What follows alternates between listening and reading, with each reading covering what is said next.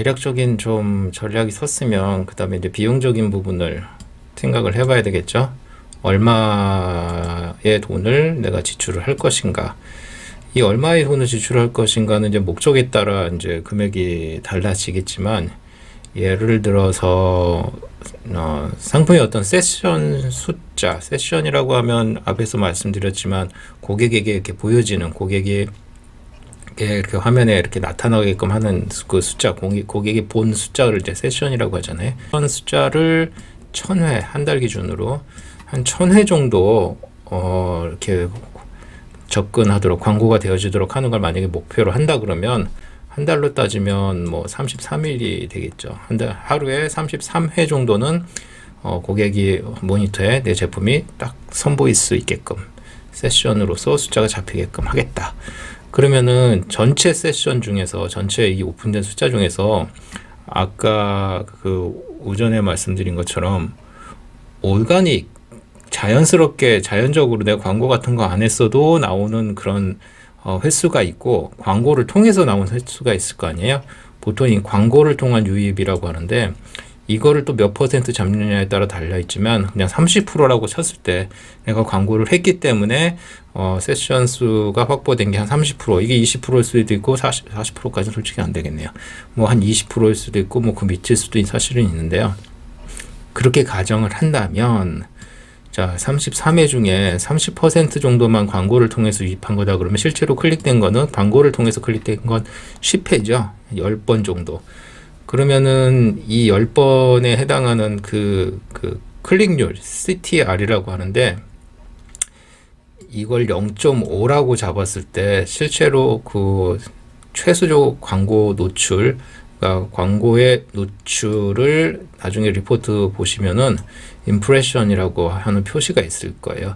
이 임프레션은 고객이 내 광고를 클릭하고 들어온 게 아니고 실제로는 그냥 모니터 어딘가에 내게 이렇게 조그맣게 광고가 시작되어 있는 것, 그러니까 그냥 표출된 거, 노출이라고 하는 게 맞겠네요.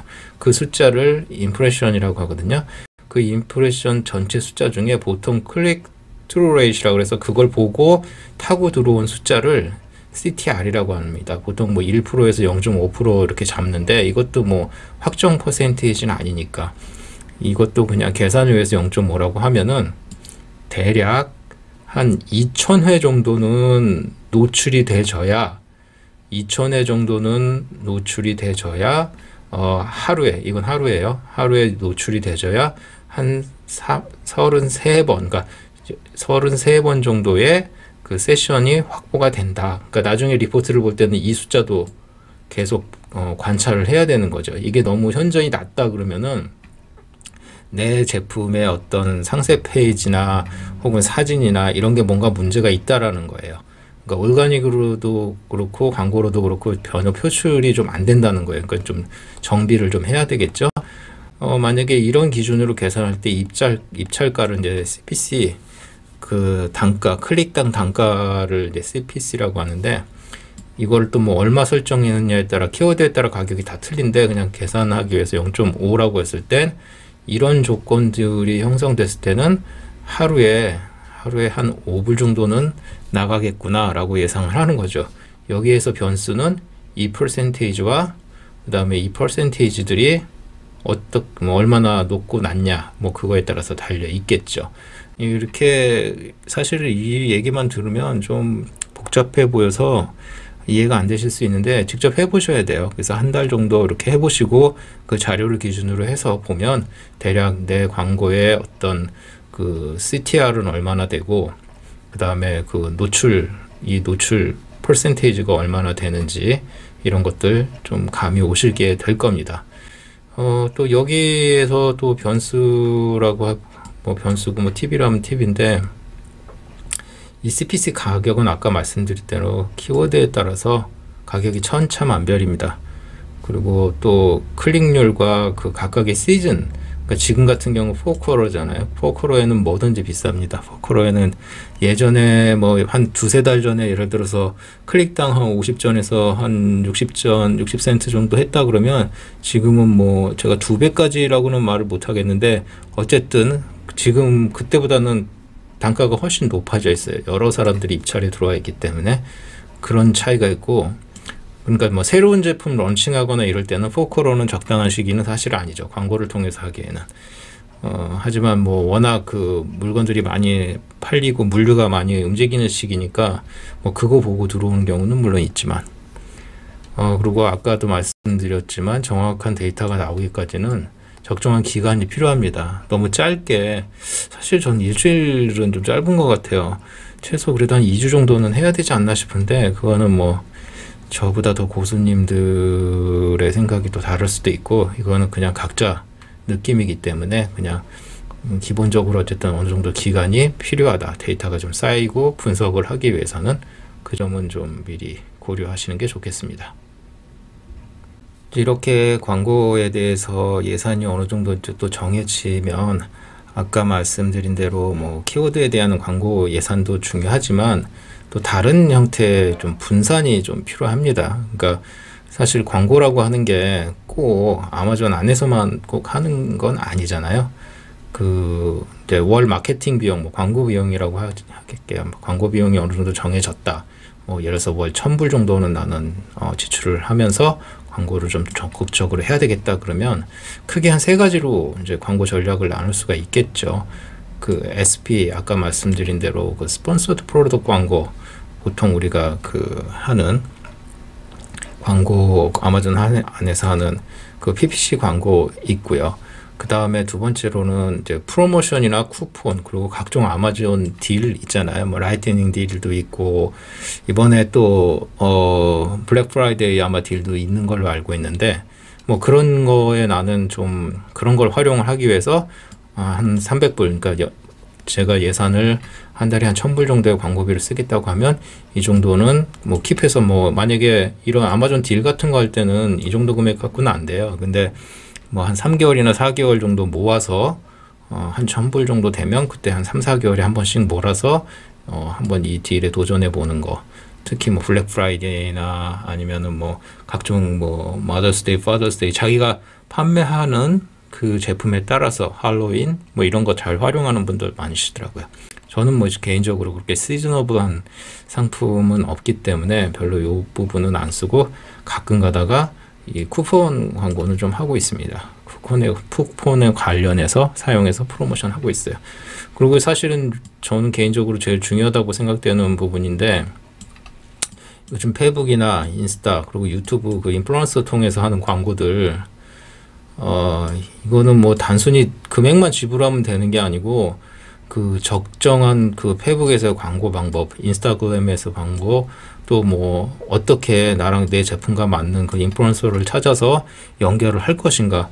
사실 여기가 노하우가 정말 많아요. 저도 좀 힘든데, 근데 이거를 진짜 잘 하느냐 못하느냐에 따라서 제품 판매 수익이 많이 달라지더라고요. 이거하고 이거는 약간 기계적이기 때문에 어떤 룰만 알면은 몇 번만 이렇게 반복해서 하다 보면 이렇게 그냥 기계적으로 하게 되는데, 이거는 그때그때 트렌드도 좀 따라줘야 되고요. 끊임없이 공부를 많이 해야 되더라고요.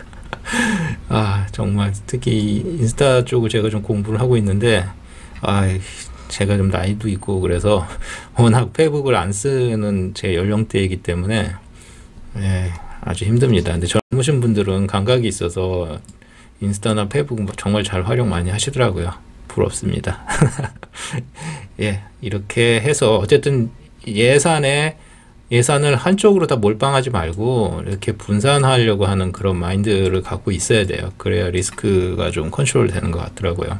이거는 제 개인적인 사견인데, 만약에 내가 지금 판매하고자 하는 어떤 제품의 클릭 단가가 너무 높다 그러면 저는 처음에 이 제품 가격을 그거를 그냥 고객한테 돌려준다 생각하고 좀 싸게 가격을 처음에 좀 낮게 런칭해서 어떤 판매 그런 랭킹을 올리는 시점에는 그것도 하나의 방법이 아닌가 싶어요. 왜냐면 이 광고비가 이거 누적되면 이것도 만만치 않고요. 가끔 이건 뭐 아마존만 좋은 일 시켜주는 거 아닌가 하는 생각도 없지 않아 들어서 모르겠어요. 그거는 본인의 판단에 따라서 처음에 런칭할 때 아주 전투적으로 좀 제품 가격을 경쟁 상대보다 좀 낮게 해서 어느 정도 그 퍼포먼스를 올리고 나서 천천히 뭐 올리는 건 어떨까 하는 생각도 듭니다. 자, 그러면 이제 다음에는 그 광고의 유형을 이제 결정을 해야 되는데요. 여기서 광고의 유형을 결정할 때 그 스폰서 브랜드는 좀 형태가 다릅니다. 그거는 배너 형태로 이제 화면 제일 상단에 광고가 나오는 건데, 이건 아무나 할 수 있는 건 아니고요. 브랜드 레지스터가 아마존에 되어 있으신 고객만 이제 할 수 있는 그런 약간 좀 스페셜한 거라서 이거는 제외하고 제가 그냥 일반적인 기준으로 해서 말씀을 드릴게요. 그래서 크게 한 세 가지 정도 생각하시면 되는데, 제일 첫 번째가 자동 타겟팅이죠.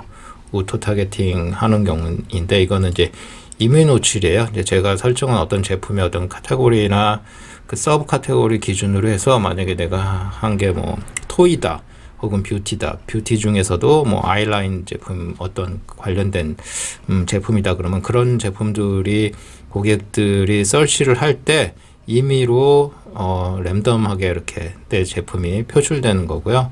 그런 경우에는 이제 나중에 리포트 뽑아 보면은 어떤 키워드를 타고 내 제품에 들어온 게 아니기 때문에 아스인으로 어떤 특정 제품이 표시되고 나랑 관련 없는, 그러니까 같은 카테고리지만 내 제품이 아닌 뭔가가 표출되고, 그 밑에나 뭐 아래 좌우, 그 아마존에서 제품 구입해 보신 분들 아시겠지만, 이제 내가 어떤 타겟팅을 해서 타겟을 해갖고 키워딩으로 뭐 물건을 찾고 나면 그 화면 아랫부분에 뭔가 이렇게 나오잖아요. 여러 가지 제품들. 그렇게 해서 나오면 그걸 이제 누가 클릭을 했다 그러면은 그 데이터는 이제 그 제품의 아스인이 거기 기록이 됩니다. 나중에 자동 타겟팅 하고 나서 그 리포트 보는 법도 여건이 되면 또 설명을 드릴게요.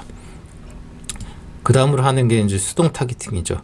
이 단계가 다 이제 대부분 이렇게 나가는데, 처음에는 자동 타겟팅을 해서 내 제품에 보통 어떤 관련된 다른 키워드나 혹은 다른 아스인들 어떤 제품들을 타고 들어오는지 제품 분석하고요. 거기에서 어떤 내가 결정한 키워드가 있으면 그거를 키워드 타겟팅을 하게 됩니다. 그래서 수동 타겟팅은 결국은 키워드 타겟팅인데요. 제가 아예 키워드를 정해서 무슨 운동화, 무슨 뭐 액세서리 뭐 이렇게 키워드를 넣었을 때 그 키워드를 친 사람들한테만 내 제품이 보여주게끔 하겠다라는 게 이제 키워드 타겟팅이거든요. 이거는 또 이거 나름대로의 또 그 최적화 조건들이 있어요. 이것도 공부를 해야 돼요. 그래서 이 두 가지, 그 다음에 최근에 나온 건데 이제 제품 타겟팅이라는 게 있어요. 그러니까 아예 나랑 비슷한 상품이나 아니면 연관된 어떤 제품에 그 아스인에다가 그 아스인이 어떤 이유에서든지 그 제품이 어떤 고객에게 보여주면 그 페이지 아래가 됐든 어디가 됐든 내 제품이 동시에 광고가 같이 뜨게끔 하는 거죠. 그러면 관련 상품이면 한 번이라도 더 손님이 어떤 관심을 가질 수 있잖아요. 뭐 여자분들 만약에 브러쉬, 빗 같은 거를 판매하는 내가 회사다, 그런 제품을 지금 하고 있다 그러면 그 빗이 필요로 할 만한 something 뭐 다른 뭐 가발류나 뭐 이런 여자들 뭐 헤어밴드나 이런 제품 타겟을 잡아가지고 그거 광고할 때 같이 내 제품 그 제품에 타겟팅을 해가지고 함께 하는 거죠. 이것도 뭐 말로만 설명드리면 좀 지금 헷갈릴 수 있는데요. 실제로 해보시면 대충 이해가 되실 거예요. 다만 어쨌든 이 유형에는 세 가지, 자동, 수동, 그리고 제품 타겟팅 세 가지가 있다라는 것만 기억해 두시면 될 것 같아요. 그래서 광고의 목적에 따라서, 아까 전략 얘기 나왔었잖아요. 뭐든지 목적에 따라서 단계별로 선택을 하는데 보통은 시간상으로는 이렇게 하게 되더라고요. 저 같은 경우는.